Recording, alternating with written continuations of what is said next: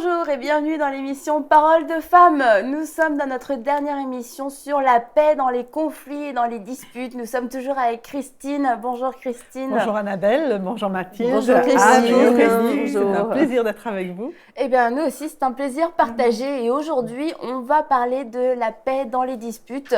Parce que quelquefois, quand on est dans la dispute, on a l'impression que c'est fini, c'est déjà allé trop loin et qu'il n'y a plus de solution de paix. Or, nous avons encore le choix de poursuivre la paix, d'être encore un agent de paix. Et ça va vraiment pouvoir orienter l'issue d'ailleurs du conflit, puisque le conflit doit trouver une issue grâce à la paix d'ailleurs.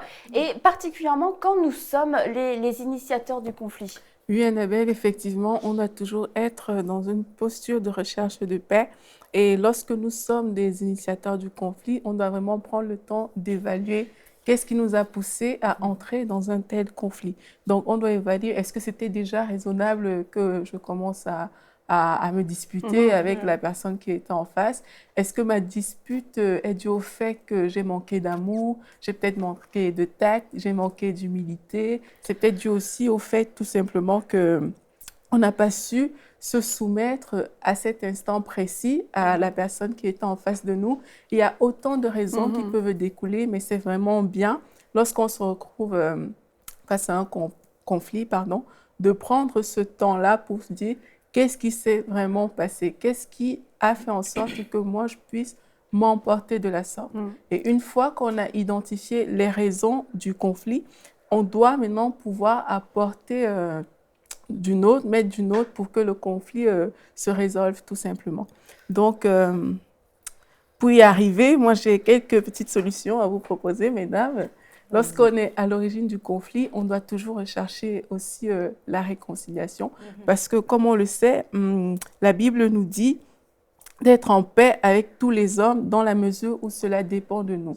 Donc, à chaque fois qu'on se retrouve face à un conflit dont nous sommes les auteurs, et même pas d'ailleurs, on doit chercher la réconciliation. On doit toujours avoir cette mentalité que Dieu nous demande d'avoir lorsque nous sommes dans pareille situation et poursuivre la paix. J'ai aussi souvenir de ce verset dans Matthieu qui dit que si on veut faire une offrande à Dieu avant de donner notre offrande, il faut d'abord qu'on aille, si on a un problème avec notre frère, se réconcilier avec lui avant de venir faire notre offrande. Donc, c'est vraiment quelque chose que Dieu nous demande de faire lorsque nous sommes dans une situation conflictuelle. Dieu nous demande de rechercher la réconciliation.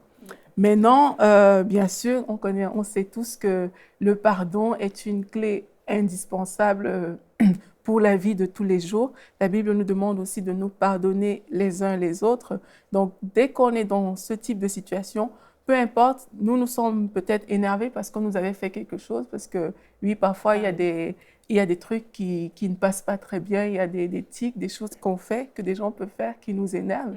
Mais Dieu nous demande toujours d'être dans une posture où on doit pardonner les personnes qu'on a en face de nous, ou alors tout simplement, on peut même choisir, lorsqu'on est dans une situation, de garder le silence. On n'est pas toujours obligé de parler, on n'est pas toujours obligé de revendiquer nos droits. Parfois, il faut juste apprendre à prendre ça sur nous et à accepter que la situation soit comme ça, parce qu'il y a des situations qu'on ne peut pas changer, qu'on ait parlé ou pas.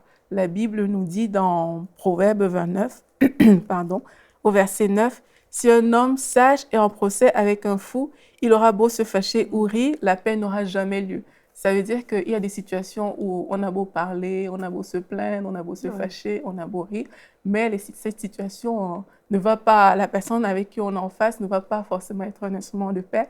Donc parfois, c'est juste bien de se taire, d'encaisser et puis de continuer la vie. Et si on a en face de nous des personnes qui sont plus aptes à écouter, c'est aussi parfois d'engager juste une discussion franche avec la personne et de dire, voilà, dans cette situation, tu m'as froissé.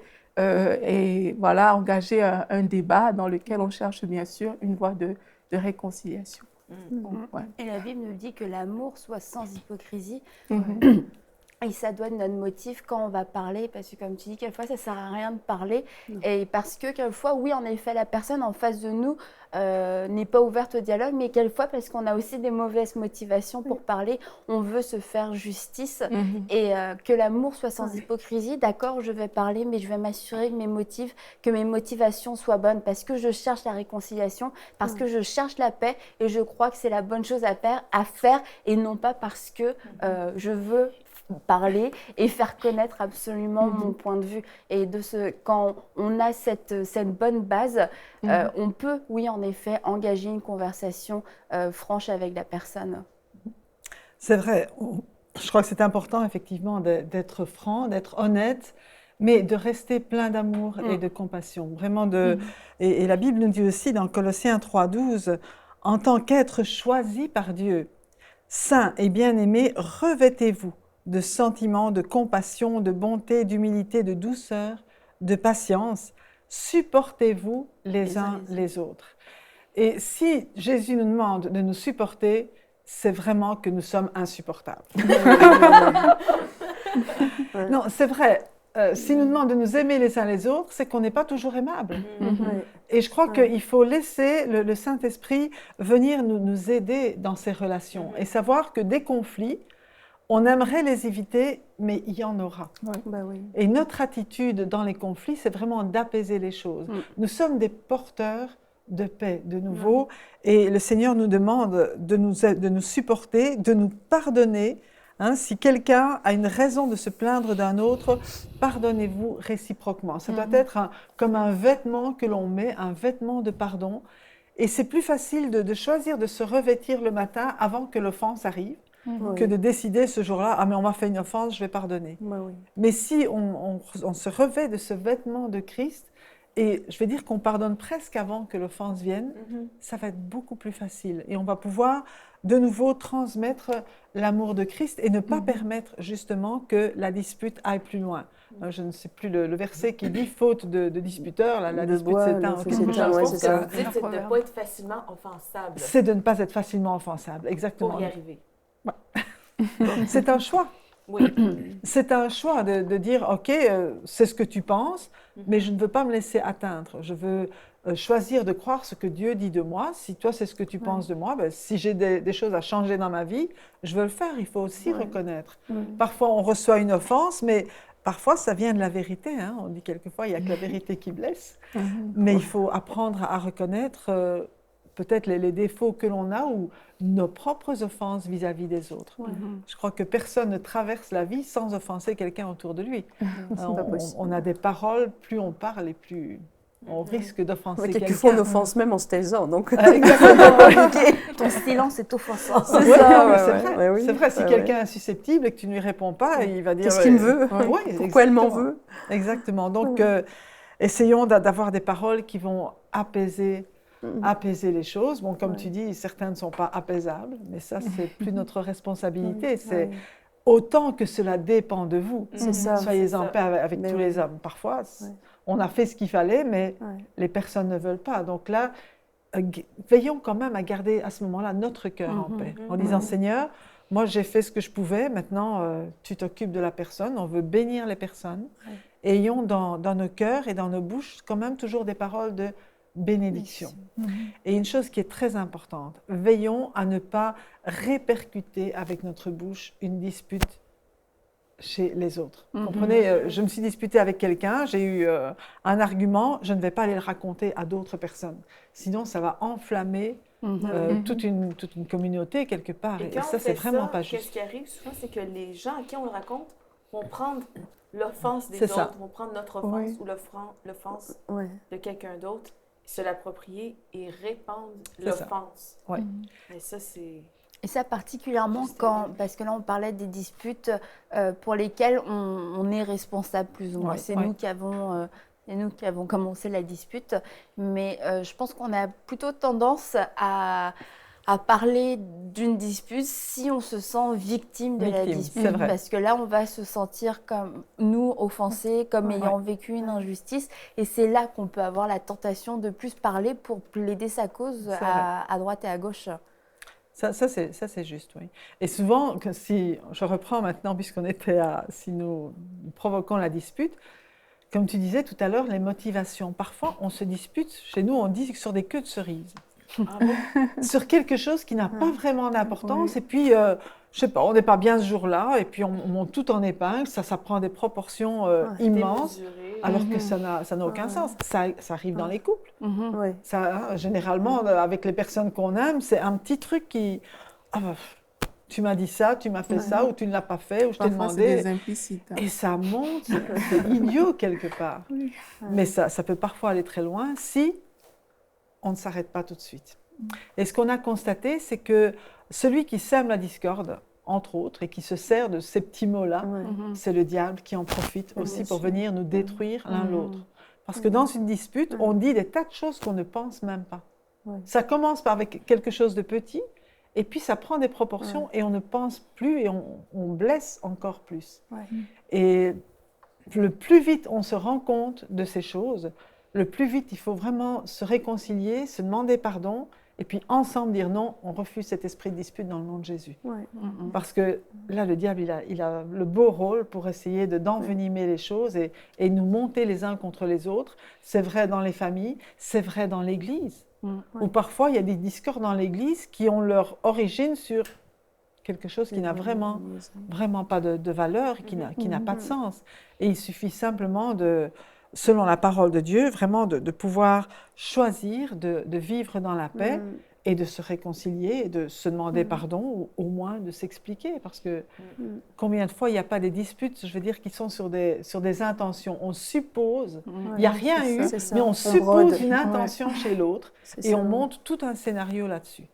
Et là, c'est non fondé. Et c'est non fondé. Mais on l'a déjà dit dans une émission, ça fait quelques semaines, peut-être même quelques mois, l'unité, c'est la nature même de Dieu. Et tout ce qui va amener de la discorde ou de la dispute, ça va nuire à la volonté de Dieu, d'une manière ou d'une autre.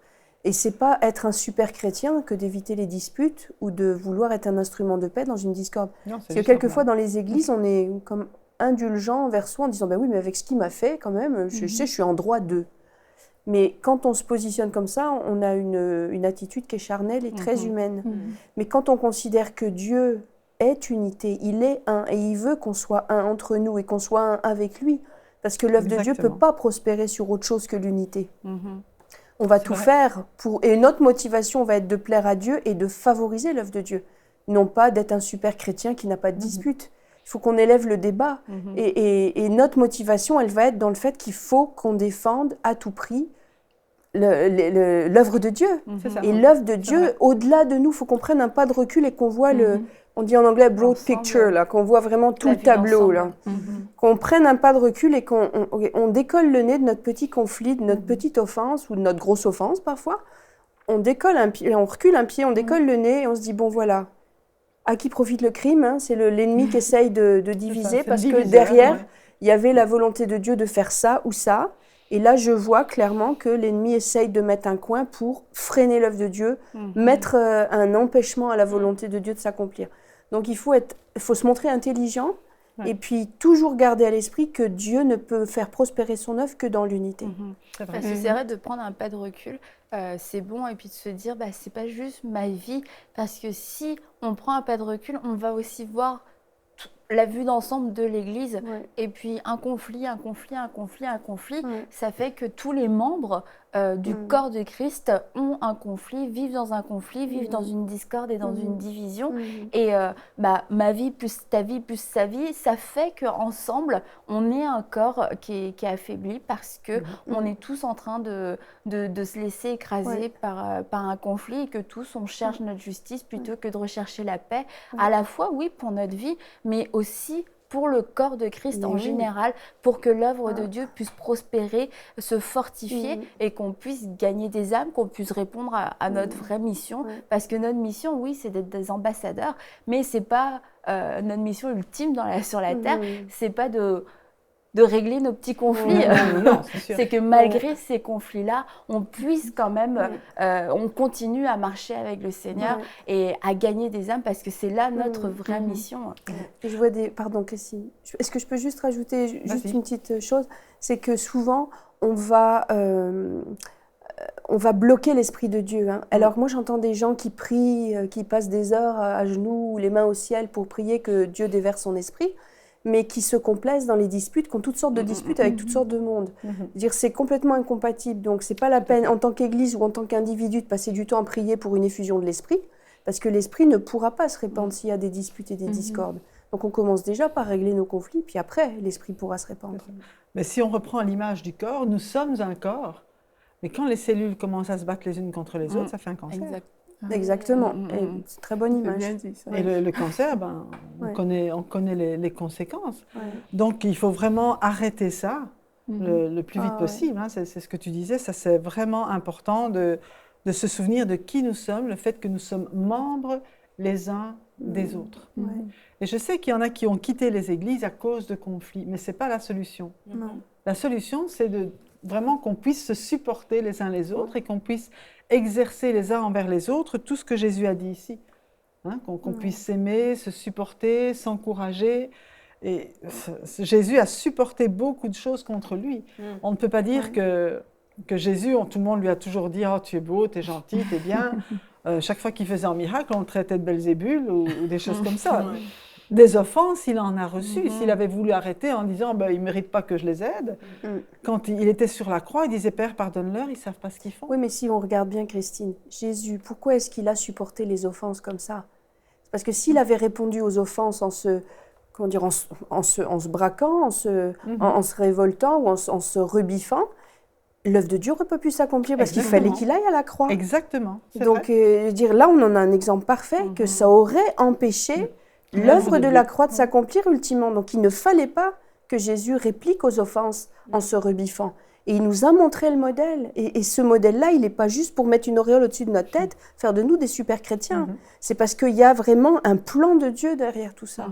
Et la prière de Jésus dans Jean 17, bon, je ne vais pas la chercher ici, mais c'est que tous soient un, comme toi, Père, tu es en moi, et que je suis en eux, que tous soient un en nous. Et comme ça, le monde verra, à l'amour qu'ils ont les uns pour les autres, le monde verra qu'ils sont mes disciples et que je suis venue. Donc la seule façon pour nous de glorifier Jésus, de le faire connaître, c'est de montrer cette image d'unité, cette image d'amour. Alors l'unité, ce n'est pas quand tout va bien. Je crois que la façon dont nous allons résoudre les conflits va vraiment aussi être un exemple pour le monde, justement. Et il faut qu'on rentre là-dedans. C'est vrai qu'on cherche, comme tu disais, on cherche le réveil, on cherche l'effusion de l'esprit, mais à nous de rentrer dans les exigences que Dieu dit. Et il dit que la paix de Christ à laquelle vous avez été appelés pour former un seul corps règne dans vos cœurs et soyez reconnaissants. C'est ça. Donc le corps de Christ, comme vous venez de lire, c'est l'idée de Dieu. C'est l'idée de Dieu. C'est l'idée de Dieu que nous soyons impliqués dans l'Église, que Jésus a eu l'idée de l'Église. Donc, si il nous a dit de nous supporter les uns les autres, c'est qu'il savait déjà à l'avance que ça ne serait pas facile de vivre en communauté ou de vivre et de travailler à l'œuvre de Christ ensemble. Mais dans le fond, c'est l'idée de Dieu et Dieu veut qu'on fasse ça pour qu'on puisse grandir spirituellement, pour qu'on puisse travailler à notre caractère, justement pour qu'on puisse avoir le caractère de Christ. Oui, c'est ça. Et quand on se frotte aux autres, eh bien, ça nous permet de nous exposer de nous exposer à d'autres personnalités que la nôtre. Ceci dit, on va être obligé des fois de s'humilier, d'accepter qu'on n'aura pas toujours raison, on va devoir avoir tort et on va devoir s'humilier, demander pardon pour restaurer les relations. C'est ça, je veux dire, si on quitte l'Église parce qu'on est dans un conflit, eh bien, comme vous dites, Christine, ça ne règle pas le problème. Ce n'est pas ça vraiment la source du problème. Dieu veut que toutes ces choses soient réglées, qu'on apprenne à vivre ensemble, réconciliés avec Christ, mais réconciliés ensemble. La fuite n'a jamais été une solution. Mais parfois, quand dans les disputes, on se sent la victime et qu'on peut être la victime, ça semble encore plus difficile d'être un agent de paix parce qu'on a l'impression que parce qu'on nous a fait du mal, que l'autre est coupable, que c'est à elle de chercher la paix, c'est à elle de réconcilier, de se réconcilier, c'est à elle de renouer et de pouvoir créer ce lien de paix. Mais même en tant que victime, même après avoir vécu une injustice dans une dispute, avoir reçu peut-être des mots blessants, on peut être cet agent de paix. On peut être cet agent de paix et parfois il y a beaucoup d'incompréhension. Parce qu'on parlait du diable tout à l'heure, mais il y a la communication. Vous savez, ce qu'on dit et ce que la personne reçoit, c'est pas toujours la même chose. Il y a vraiment tous les filtres. Alors on croit que la personne nous en veut et très souvent, je ne vais pas dire à chaque fois, mais très souvent, ce n'est pas le cas. C'est juste une mauvaise compréhension de ce qui a été dit.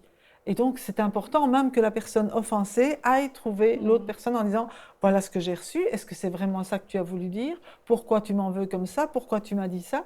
Et essayer de s'expliquer simplement gentiment. Et si c'est une personne de bonne volonté, le conflit va se régler facilement et la personne va dire « Mais non, ce n'est pas du tout ça que je voulais dire, il n'y a pas ces pensées-là dans mon cœur. » Mais si on reste sur des non-dits, eh bien, on va se séparer.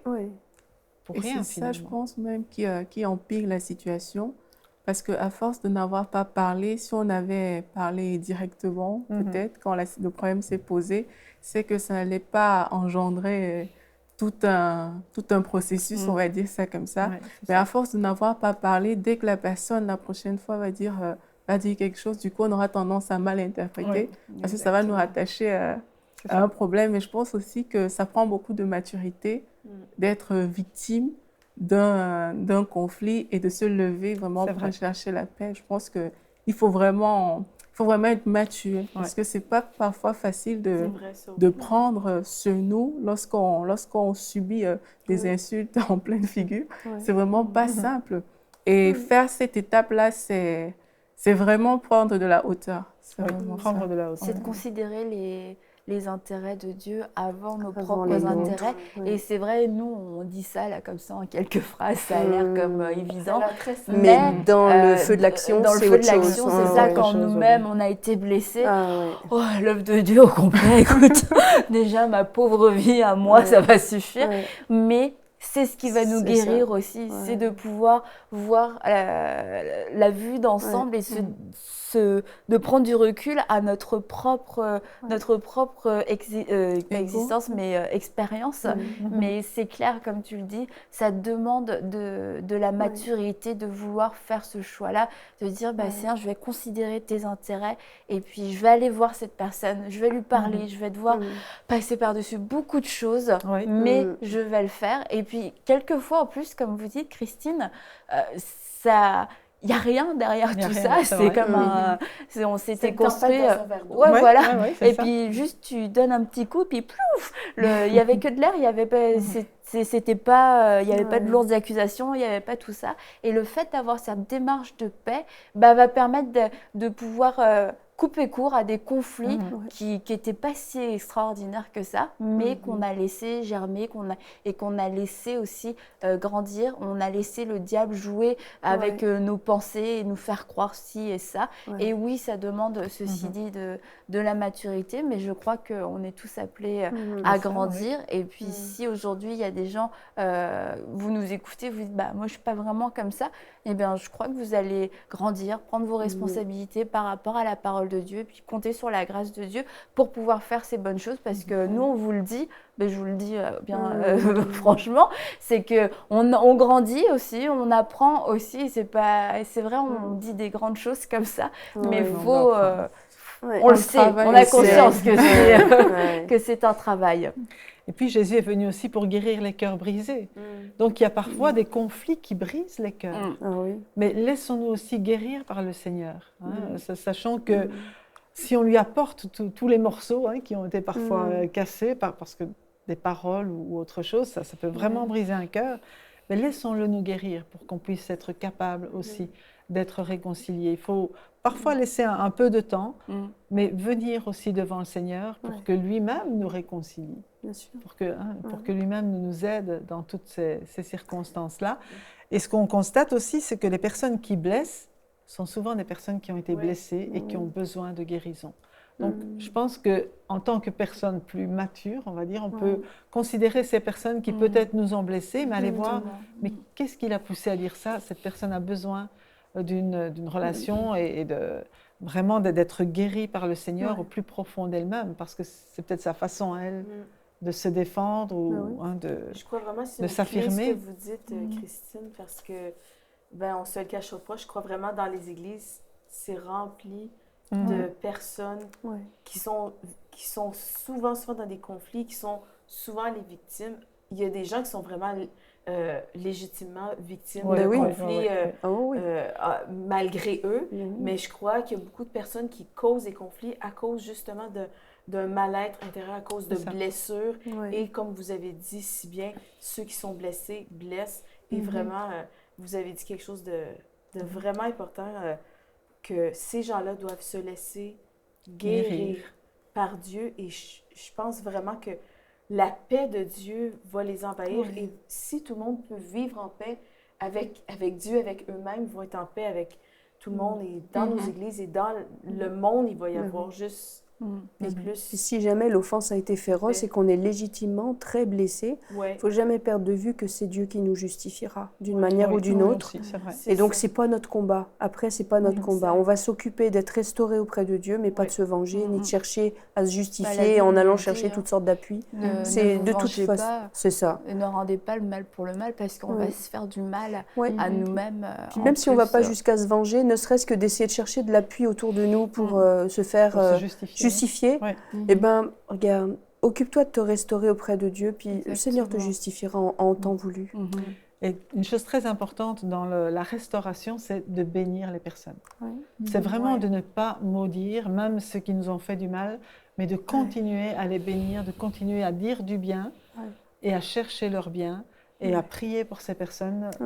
Et là, ça va accélérer la guérison dans nos cœurs. Parce que justement, l'amertume n'aura pas de possibilité. Parce qu'une fois qu'il y a de l'amertume, alors là, tout le monde en prend pour son grade. Ça sort de toutes sortes et la Bible dit que plusieurs en sont infectés. Il ne faut pas laisser l'amertume dans notre vie, mais vraiment, de nouveau, apporter le pardon et bénir. Beaucoup de choses se passent avec notre bouche. Donc, veillons sur nos paroles. Terminer sur ça. Vas-y. Dans Luc 6, 27, aimez vos ennemis, faites du bien à ceux qui vous détestent, bénissez ceux qui vous maudissent, priez pour ceux qui vous maltraitent. Et si quelqu'un te frappe sur une joue, présente-lui aussi l'autre. Si quelqu'un prend ton manteau, ne l'empêche pas de prendre encore ta chemise. On peut s'arrêter là déjà, il y a du lourd.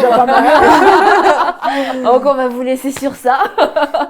Mais merci beaucoup Christine pour toute cette semaine sur la paix. On vous encourage à être ces agents de paix, à poursuivre la paix, à faire des choix de paix, à choisir la paix, même si vous êtes en ce moment même au creux, au milieu d'une dispute ou d'un conflit dans votre mariage avec vos enfants.